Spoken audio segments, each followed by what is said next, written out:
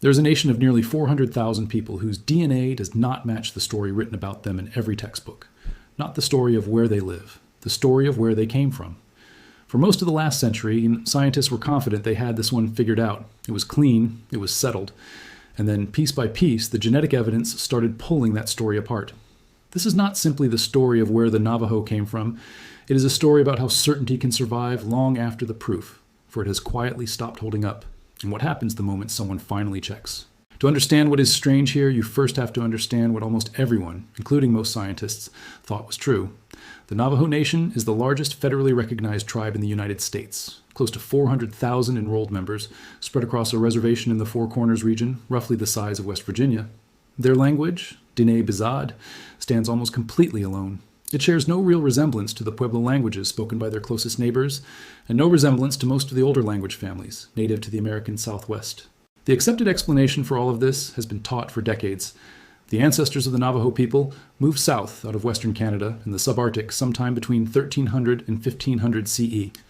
They belong to a language family called Southern Athabaskan, part of a much larger group whose relatives are scattered from the Apache homelands of the Southwest all the way up to the Diné peoples of the Yukon. This migration story matched the linguistics. It matched oral history describing a long journey from the north. For most of the 20th century, it was treated as more or less finished business. But there was a wrinkle that never quite went away, something researchers kept circling back to without ever fully explaining it. The Navajo did not just travel south and quietly settle into a new landscape. Within a startlingly short window after encountering Pueblo communities and later Spanish colonizers, they transformed. They built an economy around sheep and horses, animals that were not theirs originally. They became renowned silversmiths, a craft absorbed from outside contact.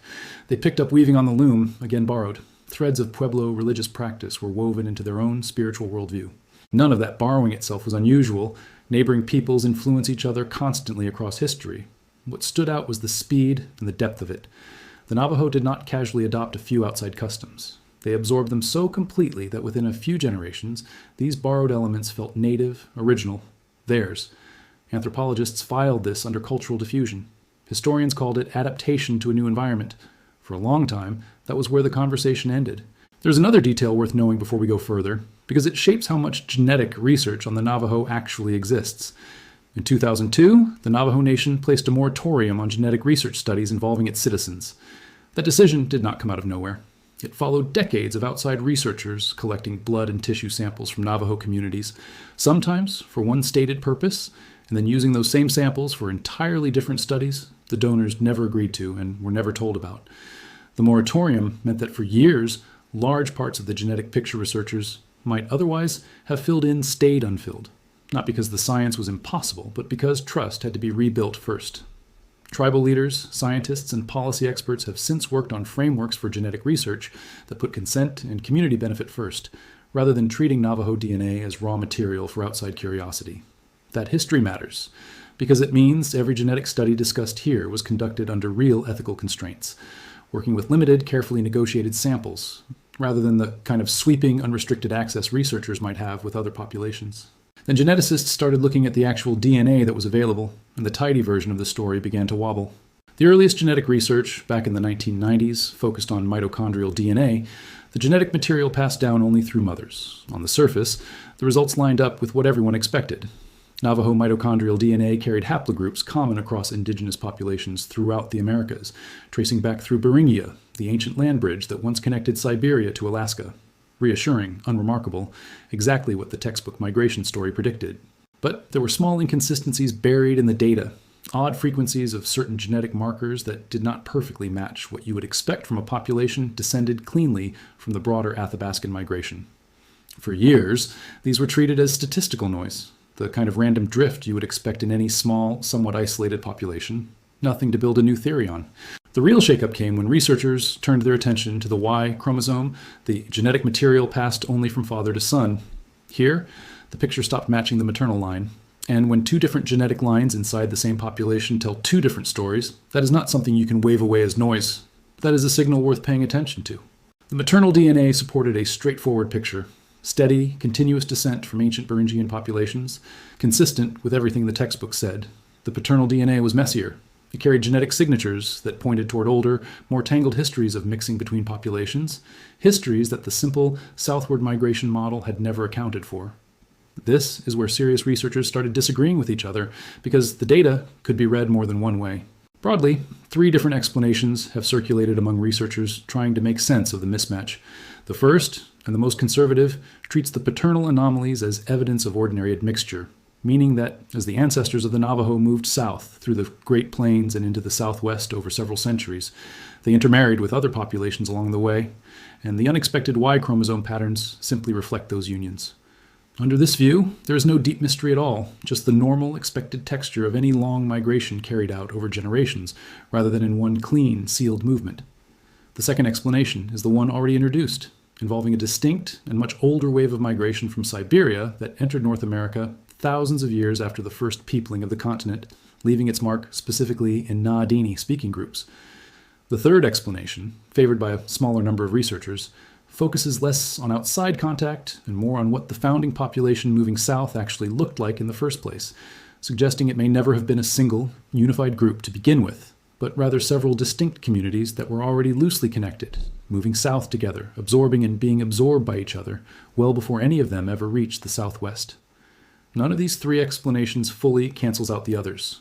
Most researchers now suspect the real history involves some combination of all 3, layered on top of each other across a very long stretch of time.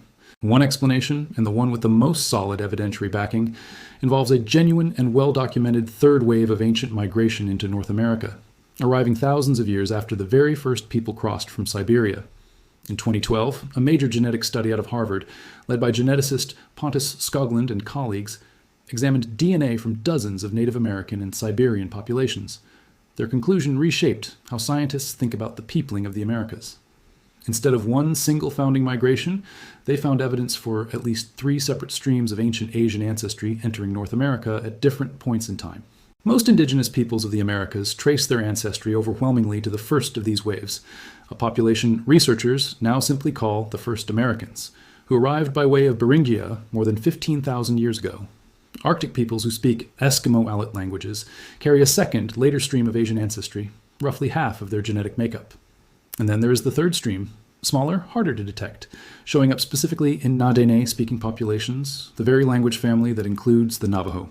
This third genetic signature traces back to a population related to an ancient individual known as the Sakak, whose remains, roughly 4,000 years old, were recovered in Greenland and belong to what archaeologists call the Paleo-Eskimo tradition.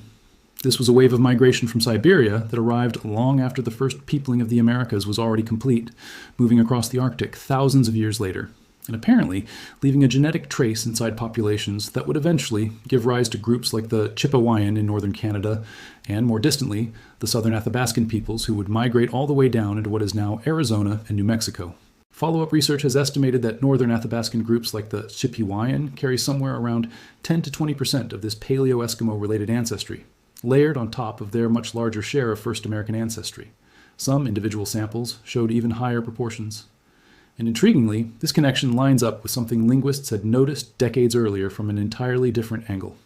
In 2008, linguist Edward Vida proposed a genuine, deep connection between the Na-Diné language family of North America and the Yeniseian languages of Central Siberia, a family now reduced to a single surviving language, Ket, spoken by a tiny community along the Yenisei River. If Vajda is right, it means the ancestors of the Navajo may carry not just a genetic echo, but a linguistic echo of a Siberian population that most of the continent's other indigenous peoples do not share. There's a detail here that tends to surprise people once they hear it. The Apache, who share the same southern Athabaskan branch as the Navajo, and are often described almost as siblings in textbooks, do not carry an identical genetic profile. Different Apache groups show different degrees of mixing with the populations they encountered on their own separate paths south, since the southern Athabaskan migration was never a single column of people moving together in lockstep. It was closer to several related but separate movements, spread out over generations, each group picking up its own distinct history of contact along the way. That fact alone complicates any attempt to talk about a single southern Athabaskan genetic profile, Navajo or otherwise. Even people who ended up speaking closely related languages and settling in overlapping regions of the Southwest carry noticeably different genetic fingerprints from one another, shaped by exactly which communities they crossed paths with, married into, and were absorbed by on their own particular route south. This is where the story stops being simple in an entirely different way than most people expect. It is not that the Navajo secretly descend from some unexpected faraway continent. It is that their ancestry appears to be layered, built from at least two distinguishable ancient migrations out of Asia rather than one single clean wave, with the second layer arriving thousands of years after the first, from a Paleo-Eskimo population that also fed into the Inuit and other Arctic peoples far to the north. Not every geneticist agrees on how strong this signal really is. Some later studies have pushed back on the original 2012 findings, arguing that the statistical methods used could be picking up something more complicated than a clean second migration wave, possibly reflecting a more gradual, tangled history of contact between northern populations over thousands of years, rather than one distinct arriving group. Other researchers, using newer ancient DNA recovered directly from Paleo-Eskimo remains, have argued the signal is real and measurable, and that it specifically ties Diné ancestry to that 4,000-year-old Arctic population in a way that cannot be explained by chance alone.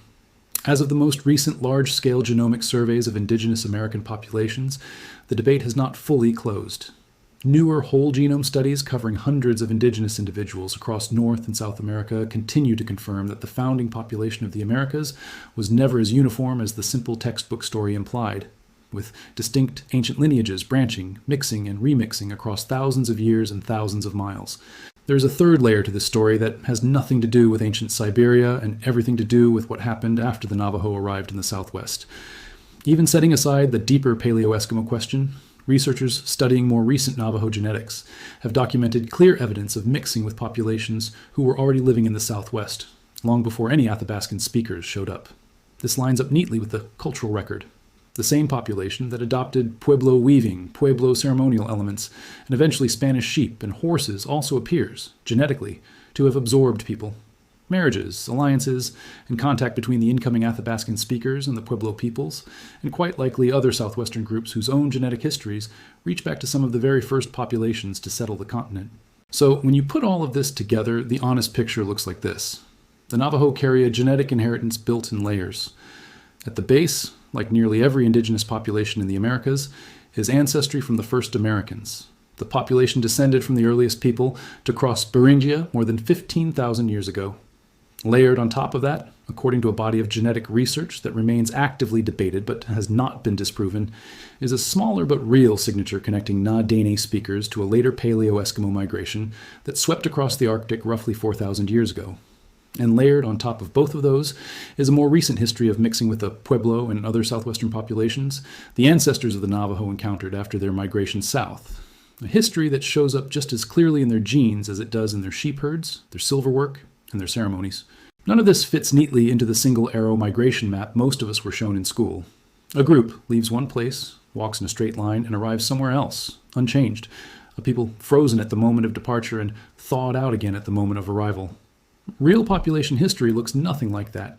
It looks like a river delta, splitting, rejoining, picking up sediment from every tributary it passes, so that by the time the water reaches the sea, no single drop can be traced back to just one source. It also helps to remember how recent all of this science actually is. The techniques used to pull reliable ancient DNA out of degraded remains, teeth, bone fragments, sometimes only a few thousand surviving cells, have only become reliable in the last 15 to 20 years. Before that, researchers were mostly working from modern blood samples and doing their best to infer deep history backward from present-day genetic variation, a bit like trying to reconstruct a demolished building using only photographs of the rubble. Ancient DNA changed that because for the first time, scientists could compare living populations directly against the genomes of people who were alive 4,000, 8,000, even 15,000 years ago. Every year, as more ancient remains are sequenced and more computing power is thrown at the comparisons, the picture gets sharper and more often than not, more complicated rather than simpler. Picture the Chuska Mountains on the eastern edge of the Navajo Nation on a clear morning in late autumn. The elevation sits above 9,000 feet. The air is thin, cold, and carries the smell of pine. Below, the red rock of the Colorado Plateau spreads out in every direction, farther than the eye can really process, mesas and canyons stretching toward a horizon that seems to bend slightly at the edges. Somewhere down there, sheep move slowly across a hillside, descendants of animals brought by Spanish colonizers 5 centuries ago, now so completely woven into Navajo life that it is hard to remember they were ever foreign at all. The Navajo have a word, hozo, often translated as harmony or balance or beauty, though no single English word quite captures it, because the concept holds all three at once. It describes a state where everything sits in correct relationship with everything else, the world functioning as it should, each part in its proper place relative to every other part. It is worth sitting with that word for a moment because it captures something the genetic researchers were quietly chasing without ever naming it. They wanted a clean answer, a simple tree with one root and clear branches, the kind of diagram you could put in a textbook without a paragraph of caveats underneath it. What the DNA gave them instead was something closer to a woven textile, many separate threads, some ancient, some recent, crossing and interlocking in ways that resist being reduced to a single sentence, let alone a single arrow on a map. The scientists were looking for a tidy resolution, and the evidence kept handing them something more honest instead. Real complexity that does not fully resolve no matter how good the sequencing technology gets, no matter how many more samples get added to the dataset next year or the year after that. There is something almost fitting in that.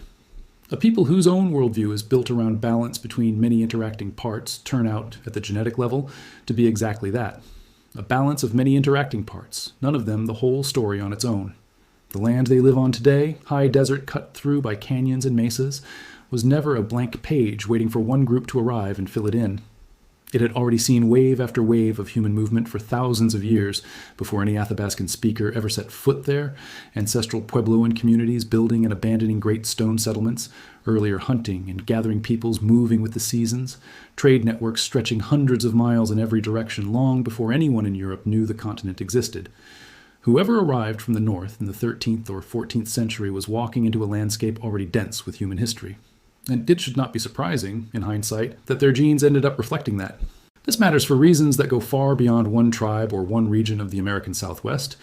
Human beings seem to have a deep, almost automatic need to make history legible. We want to say this group came from that place, these people are related to those people, and draw a single confident line connecting the two.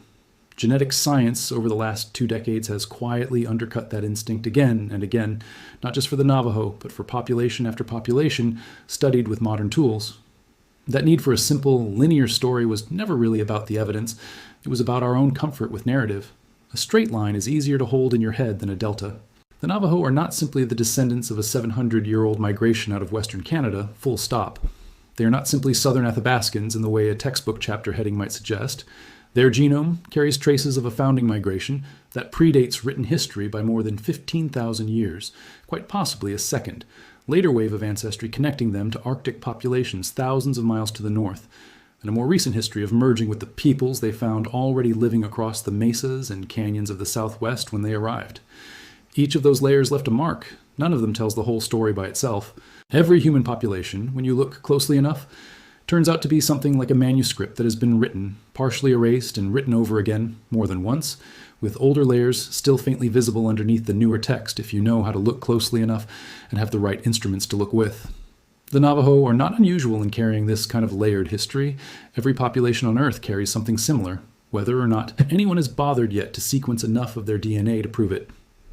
The Navajo are simply one of the populations whose layers researchers have only recently begun, slowly and carefully, and with the community's own consent finally built back into the process, to read. And what that reading reveals is not some diminishment of who the Navajo are or where they come from. It would be easy to frame a story like this as unsettling, as though finding unexpected genetic threads somehow calls Navajo identity into question. But that framing misunderstands both the science and the culture. Navajo identity has never rested on a simple genetic pedigree in the first place.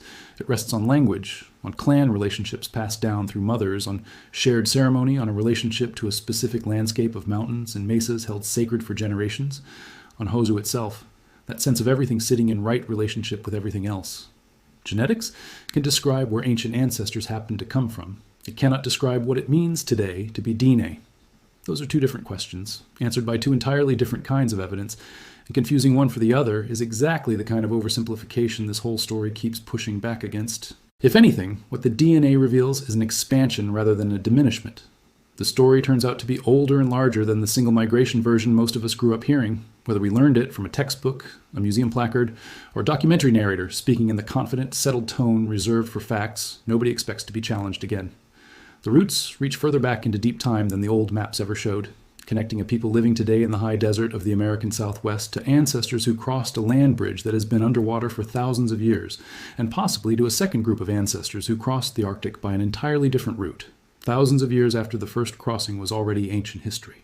Science, done honestly, rarely ends with a clean bow tied around the answer. It ends more often with a slightly bigger and slightly more honest question than the one you started with. Every new sequencing technology, every new sample of ancient bone or tooth pulled carefully out of the ground, adds a little more resolution to the picture, and almost every time, more resolution means more complexity, not less. That is not a failure of the research. It is what good research is actually supposed to do. So the next time someone tells you a confident, tidy story about where a people came from, worth remembering that the confident version is very often just the version we have not looked closely enough at yet. Somewhere out there, in a lab freezer or an ancient burial site or a data set waiting to be reanalyzed with next year's better tools, there's probably a paternal line or a maternal line or some quiet statistical anomaly nobody has fully explained, patiently waiting to complicate the story all over again.